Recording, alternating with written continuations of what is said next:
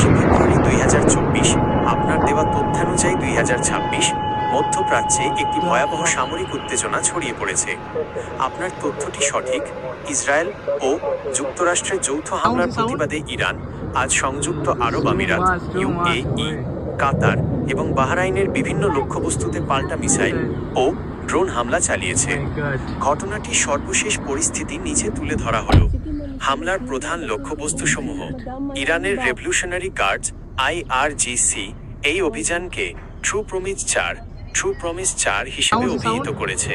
তাদের মূল লক্ষ্য ছিল এসব দেশে অবস্থিত মার্কিন সামরিক ঘাঁটিগুলো। বাহরাইন, মানামায় অবস্থিত মার্কিন নৌবাহিনীর পঞ্চম ফিফথ ফ্লিট সদর দপ্তরে মিসাইল হামলা হয়েছে।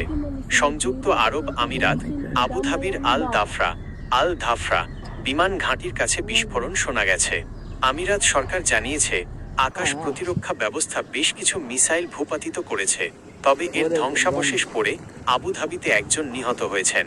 কাতার, দোহার কাছে অবস্থিত মধ্যপ্রাচ্যের বৃহত্তম মার্কিন ঘাঁটি আল উদেদ লক্ষ্য করে মিসাইল ছোড়া হয়েছে।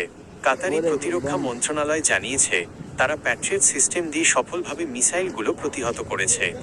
বর্তমান অবস্থা: 1. আকাশসীমা বন্ধ। উদ্ভূত পরিস্থিতির কারণে আমিরাত, কাতার, বাহরাইন এবং কুয়েত তাদের আকাশসীমা সাময়িকভাবে বন্ধ বা সীমিত করেছে।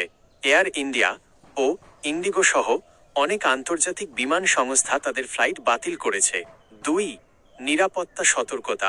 কাতার ও আমিরাতের বাসিন্দাদের পরবর্তী নির্দেশ না দেওয়া পর্যন্ত ঘরের ভেতরে এবং সামরিক ঘাঁটি থেকে দূরে থাকার পরামর্শ দেওয়া হয়েছে। 3. আঞ্চলিক প্রতিক্রিয়া। সৌদি আরব এই হামলার তীব্র নিন্দা জানিয়ে এই অঞ্চলের সার্বভৌমত্বের ওপর চরম আঘাত হিসেবে বর্ণনা করেছে। আমি কি এই সংকটের কারণে ফ্লাইট বাতিল